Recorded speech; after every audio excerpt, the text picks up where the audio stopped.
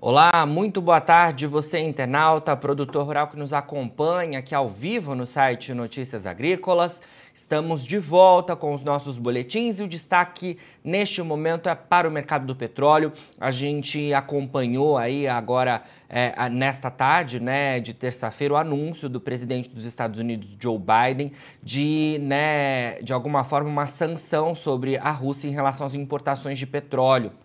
A Rússia, que é um importante exportador de petróleo para o mundo, e no caso, então, dos Estados Unidos, a gente teve essa informação divulgada nesta tarde de terça-feira, de que, então, os Estados Unidos proibiriam as importações do óleo de origem russo no território norte-americano, e é claro que o mercado reagiu quase que imediatamente, já esperava de alguma forma que essas sanções pudessem vir diante das tensões estabelecidas entre a Rússia e a Ucrânia, a gente que já está aí há dias acompanhando todo esse cenário. Para a gente falar sobre esse assunto, tenho aqui ao vivo, direto de Portugal, Flávio Inácio Inocêncio, que é diretor da Helios Advisory. Muito boa tarde, mais uma vez aqui com a gente, Flávio. Obrigado, viu? Muito boa tarde, obrigado pelo convite e um abraço a todos. Obrigado você, Flávio. Bom, mais uma vez aqui, a gente tendo esse cenário atípico no mercado do petróleo, a gente que viu o mercado nos últimos tempos aí oscilando bastante, preços negativos lá no início da pandemia e agora essa disparada aí do óleo mais uma vez. Como eu mencionei, agora de pouco a gente teve esse anúncio da proibição de importação do petróleo de origem russo, nos Estados Unidos, e queria saber como é que essa proibição, de alguma forma, impactou os preços aí que já estavam altos e que a gente viu dispararem agora nesta tarde. Bom, o mercado há pouco tempo, eu vi recentemente os preços do Brent, e o Brent está neste momento a cerca de $130 o barril.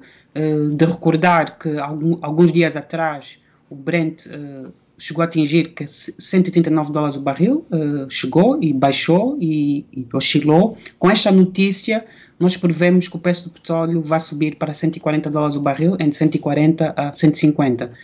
Isto não é um embargo total, um embargo apenas para as exportações da Rússia para os Estados Unidos. Nós estamos a falar mais ou menos em cerca de 700 a 800 mil barris por dia. Isto não é muito, mas isto vai ter um impacto bastante negativo no mercado, porque o Congresso americano está prestes também a aprovar, portanto, um embargo. Os europeus para já decidiram não embargar o petróleo russo e também o gás natural. Veio recentemente o ministro dos Negócios Estrangeiros da Alemanha dizer isso, mas nós prevemos que isto vai ter um impacto muito negativo, isto é positivo no preço, olhando para quem quer preços altos, e vamos ter um preço entre 140 a $150 o barril, pelo menos que durante algum tempo. Resta é saber como é que isto vai evoluir, porque podemos ter mais sanções adicionais. E se quiser, posso já explicar o que é que está-se a passar e o que fez disparar este preço. Embora as sanções não incidam sobre todo o petróleo e gás natural russo, a verdade é que os russos estão com dificuldades de vender cerca de 70% do petróleo que geralmente eles exportam, cujo preço de referência é os Urais, não é o Brent. Eles têm um preço próprio, porque a maior parte da produção petrolífera russa é feita internamente, e eles têm um preço de referência próprio, que se chama-se Urals. Urals por referência à cadeia montanhosa que eles têm. Perfeito. E quais as expectativas, então, em relação a essas possíveis outras sanções que os Estados Unidos aplicariam sobre a Rússia? Flávio, pode discorrer para a gente? Existem outras sanções adicionais. Uma das sanções que está em cima da mesa para os nossos ouvintes: a maior parte das reservas internacionais de divisas russas estão congeladas. Os russos, para recordar, têm reservas acima dos 600 bilhões de dólares, 600 mil milhões de dólares, e cerca de 500 milhões que estão congelados pelos bancos internacionais. E estas reservas estão essencialmente parte nos Estados Unidos e parte dentro da União Europeia. Eles também têm algumas reservas na China, em yuan ou renminbi, em moeda chinesa, mas o grosso das reservas divisas estão congeladas. E, para além disso, eles têm cerca de 120 bilhões de dólares em reservas de ouro em Moscovo e espalhados por toda a Rússia, 23% das reservas internacionais líquidas deles que são em ouro, e fala-se em sanções que é sobre o ouro russo. Não necessariamente sobre o ouro russo em si, mas sobre potenciais compradores que queiram vender o ouro russo. E se isso ocorrer, isto vai tornar a economia russa cada vez mais asfixiada e, obviamente, que isto também vai ter um impacto no setor exportador russo. O problema é que isto não é uma crise petrolífera, é uma crise de commodities em geral, por isso que vemos um escalar das commodities em geral, o trigo, o ferro, o níquel. Hoje, o mercado de Londres, da LBMA, que é o mercado de commodities e derivados, essencialmente que suspendeu a venda de níquel, das transações de níquel, porque a Rússia é o maior produtor e as sanções já começam a afetar o mercado de níquel e das commodities em geral. Então, isto no fundo pode equivaler a preços mais elevados e equivale àquilo que eu chamo, e escrevi um artigo recente sobre isso, ao que nós chamamos de autossanções. O preço nos Estados Unidos de combustível está já, em média, a $4 o barril e em breve pode chegar a 5 ou 6. E isto é um desastre para a economia americana e para a economia do mundial. Então, nós estamos muito apreensivos, porque se o preço sobe muito, nós que estamos neste setor, nós chamamos isto a destruição da demanda. Isto é, vai chegar a um ponto em que os consumidores deixam de consumir ou baixam muito significativamente o seu consumo dos derivados de petróleo e gás, e isso mata a demanda. E isso não é bom para o mercado e, por sua vez, isto tem um efeito recessivo muito, muito elevado. Então, isto é muito preocupante. Isto parece algo muito semelhante ao que se passou em 1973, numa escala muito maior. Sim, é muito importante a gente acompanhar tudo isso, porque os Estados Unidos, de fato, é um país muito dependente da matriz de origem fóssil, né? Existem muitos carros lá no país que utilizam-se dos combustíveis. A gente vê muita movimentação realmente, né, de carros lá pelo país, e é claro que isso pode impactar. Inclusive o Joe Biden, nessa coletiva de imprensa de mais cedo, falou sobre isso, né? Falou que de fato os preços dos combustíveis por lá devem aumentar diante disso, mas que era preciso realmente impor essa sanção. Eu queria trazer para a nossa conversa também, Flávio, como é que fica o posicionamento de outros países em relação ao anúncio de hoje dos Estados Unidos? Será que, de alguma forma, outros países podem se sentir encorajados, né, a imporem sanções, como aconteceu no caso dos Estados Unidos, ao petróleo e derivados da Rússia? E um outro ponto, a gente sabe que, por enquanto, a Europa não anunciou grandes sanções relacionadas ao petróleo e ao gás natural. A Europa é muito dependente dos produtos de origem russa, né? Como é que fica esse cenário? Como é que você vê isso? Isso é uma excelente questão e muitos analistas não têm prestado atenção devida a isto, e deveriam, por várias razões. Um papel muito importante é o papel da Europa, para já, como disse, não sancionou diretamente o gás e petróleo russo, embora, em termos de petróleo, cerca de 70% do petróleo russo destinado à exportação tem dificuldades em encontrar comprador. Nós estamos a falar em 4 milhões de barris, a Rússia produz 10 milhões e normalmente exporta 4 a 5 milhões. Tem dificuldades em encontrar já compradores por causa do efeito reputacional e por causa também daquilo que nós chamamos de autossanção. Isto é, muitas empresas decidem não arriscar. Isto aconteceu com a Shell. Mas há um país muito importante que nós estamos a esquecer, dois até. Um é a Índia, o outro é a China. A China não fez sanções contra a Rússia. Então, é normal que a China, tendo em conta a rivalidade económica que eles têm com os Estados Unidos, decida, portanto, comprar parte deste petróleo e gás natural russo. E no médio prazo é isso que vai acontecer. O outro aspecto muito importante é que nós olhamos para o mapa de sanções, a maior parte dos países que anunciaram sanções contra a Rússia, que estão no continente europeu, e que são países ocidentais ou pró-ocidentais, como o Japão, a Austrália, Nova Zelândia. Nós olhamos para a América Latina como um todo, para a África, para boa parte da Ásia, com exceção dos países mais aliados, como o Japão, como a Coreia do Sul, não houve grandes sanções contra a Rússia. O risco é aquilo que nós chamamos em inglês o counterparty risk, isto é, que os Estados Unidos, mais a União Europeia, podem adotar sanções para com qualquer país ou parte que faça negócios com petróleo e gás russo. Mas a verdade é que isso não ocorreu. E o que está-se a falar também, por isso que eu mencionei o ouro, quer sancionar também quem queira eventualmente adquirir ouro russo, porque os russos, parte das reservas internacionais líquidas, e eles, para suster o rublo, para sustentar o rublo, vão utilizar estas reservas em ouro e parte das reservas que têm moeda chinesa para sustentar a moeda. O grande problema é, nunca aconteceu que sanções com um país, contra um país com a dimensão que da Rússia. A Rússia não é a União Soviética. A Rússia está totalmente integrada nas cadeias de valor internacionais. Isto é, todas as sanções vão ter efeitos recessivos na economia mundial. E isto também precisa de ser dito. Isto é, vamos ter preços muito mais elevados e isto vai provocar crises políticas. Estados Unidos, o Biden tem já uma eleição em novembro, de certeza que este ano vamos ter uma recessão global, quase certeza, ainda que a guerra para hoje. E, portanto, e temos que ver qual vai ser o papel da China, porque, em última análise, a China pode apoiar a Rússia, como está indiretamente, através de linhas de crédito, através de comércio, porque não sancionou.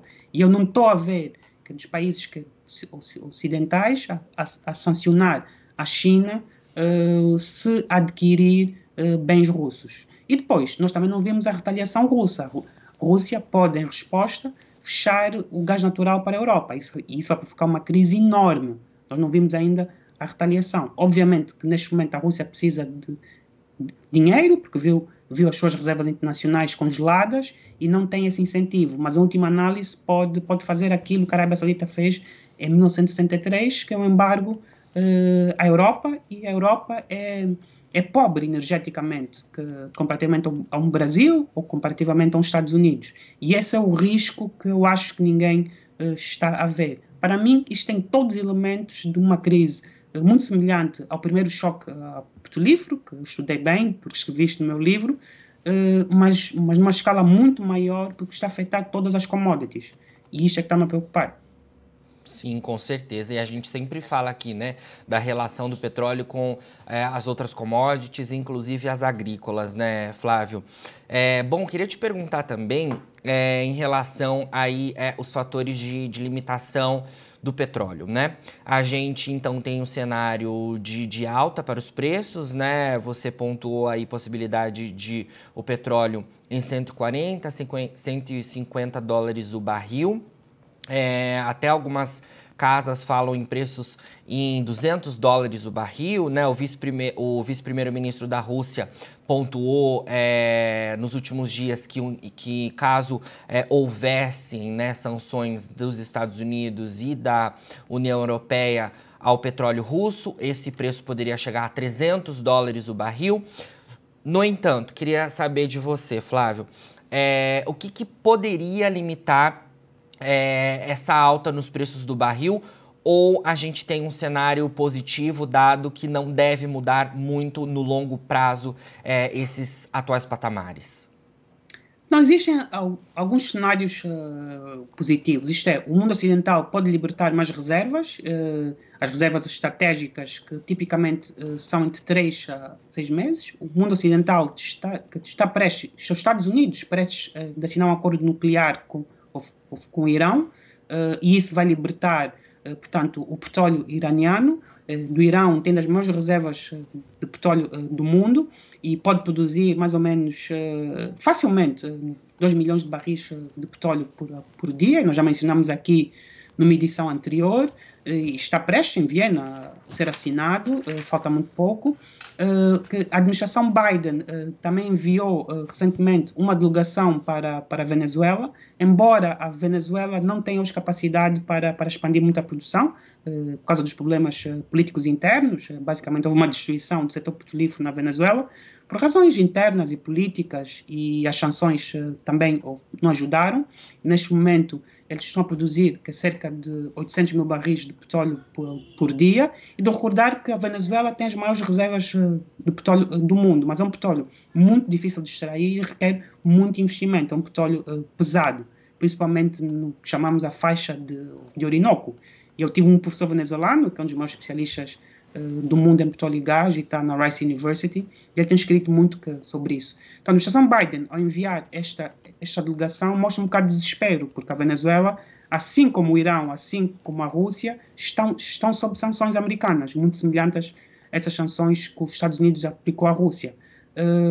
Portanto, eu não vejo, e também o que pode ajudar é também a Arábia Saudita, que pode produzir mais ou menos 1,5 milhão barris de petróleo por dia, não durante muito tempo, mas durante um ano, pode ajudar. O xisto nos Estados Unidos pode expandir mais ou menos até final do ano 800 mil barris por dia, embora a maior parte dos analistas diga que o xisto vai expandir mais em 2023.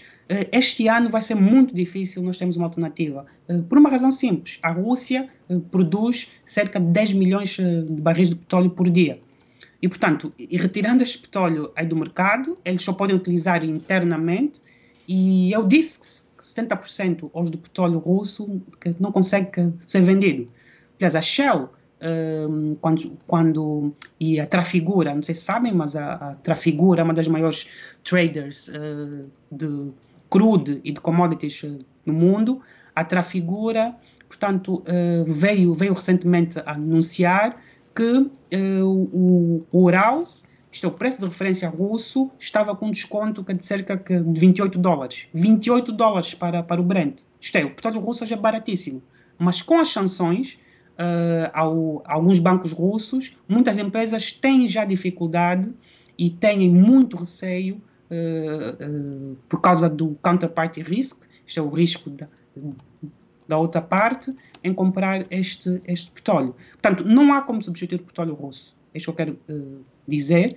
O que pode haver estes mecanismos de mitigação. Temos o Irão, temos o petróleo de xisto e temos a Arábia Saudita, mais os Emirados Árabes Unidos, que são os únicos 2 países que podem já aumentar significativamente 1 milhão a 2 milhões de barris de petróleo por dia. O grande problema é que temos uma demanda a crescer. E depois, isto está-se a espalhar por todas as commodities, porque a Rússia é dos maiores produtores de quase todo tipo de commodities. Ferro, níquel, mesmo commodities agrícolas, como trigo, fertilizantes. Portanto, a Rússia é dos maiores produtores. O problema é que nunca houve sanções desta escala num país com essa dimensão. Eu entendo as razões morais dos americanos, dos ocidentais, que realmente o que está-se a passar é um desastre humanitário terrível, mas isto está a ter consequências muito grandes para todo o globo, e isto pode provocar uma recessão global. Com certeza. Flávio, um outro ponto que eu queria saber de você, agora de pouco acabou de sair informação de que o Zelensky talvez tenha abrido mão de aderir à aliança na OTAN, né? E, de alguma forma, será que a gente pode ver, né, uma minimização dessas tensões diante dessa notícia? E se o petróleo pode, é claro, oscilar aí mais para o negativo diante dessa informação e as possíveis consequências que isso pode causar? Ou não, se o atual patamar do petróleo é, no curto prazo, muito difícil de ser revertido? No curto prazo vai ser muito difícil por uma razão simples. A não ser que se retirem as sanções aos bancos russos e se dê a luz verde para as traders internacionais como a Trafigura, a Vitol ou a Shell, que também tem uma trading house muito, muito forte, para começarem a comprar o petróleo russo. O problema é nós temos uma concentração muito grande no globo de pequenas casas que fazem o trading internacional deste tipo de produtos. E isto não é tão descentralizado como parece. Portanto, a curto prazo é um bocado difícil. Agora, havendo cessação das hostilidades, que honestamente eu espero que haja, porque preços muito altos vão destruir a demanda por petróleo, e eu estou neste setor, eu não quero ver a destruição da demanda, então eu também não quero preços muito elevados, que isso destrói a demanda e faz com que o petróleo tenha a importância que continua a ter ainda, que é 30% do consumo energético global. Então, havendo um cessar-fogo imediato, aí eu acho que sim, nós teremos os fundamentais aí vão começar a funcionar e provavelmente vamos ter preços novamente a oscilar entre os $100, entre $105, que eram os valores que nós estávamos habituados. Portanto, neste momento temos um risco geopolítico que ultrapassa os $30, $40. Este é o meu receio e este risco existe precisamente porque está-se a sancionar um país que é o terceiro maior produtor de petróleo do mundo. Cerca de 10% do petróleo global vem da Rússia. Portanto, e não há forma de cancelar um país com essa dimensão sem arrastar o resto do globo para uma recessão global. E, portanto, e aqui é que eu acho. Então, havendo um cessar-fogo imediato, sim, o risco geopolítico desaparece, que voltamos para os patamares que é de $100 o barril, entre 90 a 100, que era a nossa estimativa, e nós escrevemos uma nota antes de começar a guerra, a Helios Advisory, onde mencionamos isso. Perfeito, Flávio. Olha, muito obrigado mais uma vez pelas suas informações aqui com a gente do Notícias Agrícolas, viu? Sempre que tiver novidades e como a gente tem falado aí durante esse início de 2022, que será um ano de fortes emoções, a gente quer contar com a sua presença por aqui, viu? Então, muito obrigado e mais uma vez contem comigo e espero que esta crise passe o mais rapidamente possível e as nossas preces estão com as vítimas deste conflito atroz que espero que pare o mais rapidamente possível. Com certeza, Flávio. Obrigado mais uma vez, viu? Tá, obrigado. Bom, então conversamos aí com Flávio Inácio Inocêncio, que é diretor da Helios Advisory, e a gente falando um pouco mais sobre esse anúncio, né, agora de pouco do presidente dos Estados Unidos, Joe Biden, em relação a proibição de importação, né, de petróleo russo nos Estados Unidos e um cenário que muda completamente, né, os patamares de preço e as informações que a gente vem acompanhando e essa sanção justamente em decorrência da guerra entre Rússia e Ucrânia. E a gente conversando com o Flávio Inácio Inocêncio para entender todos os reflexos disso e como é que fica o cenário do mercado do petróleo diante dessa informação muito importante que pode, inclusive, motivar, né, outros países a também aderirem a essa sanção. Por enquanto, a União Europeia não trouxe informações tão incisivas em relação à proibição de importação do petróleo russo, justamente porque a Europa é muito dependente da Rússia quando a gente fala em termos de gás natural e também de petróleo. Bom, a gente vai dar uma olhada nas cotações. Como a gente falou, né, o petróleo subiu bastante logo depois dessa informação, né, em relação a essa sanção dos Estados Unidos. No entanto, a gente tem um cenário mais de calma em relação aos níveis altos, né? O petróleo chegou a subir cerca de 8%. A gente olhando o WTI primeiro, né, o WTI, que é a referência americana para o petróleo, né? O WTI agora está subindo cerca de 3%, e no primeiro vencimento a gente tem ali cotado a $124,05 o barril. Quando a gente olha o Brent, que é referência para outros mercados, né, e no cenário internacional também, O Brent está ali quase na casa dos $130 o barril, chegou a bater os $130 o barril mais cedo.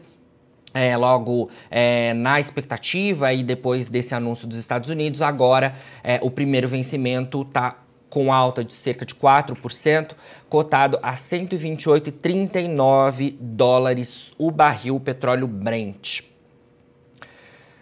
Bom, agora na finalização dos nossos boletins, você vê as nossas redes sociais para seguir a gente por lá e se manter atualizado sobre todas as informações do agronegócio brasileiro. E o nosso site segue no ar 24 horas para você se manter informado. Daqui a pouquinho também tem mais boletins ao vivo e não se esqueça, o Notícias Agrícolas segue 25 anos ao lado do produtor rural. Participe das nossas mídias sociais no Facebook Notícias Agrícolas, no Instagram @Notícias Agrícolas e em nosso Twitter @Notiagre. E para assistir todos os nossos vídeos, se inscreva no YouTube e na Twitch Notícias Agrícolas Oficial.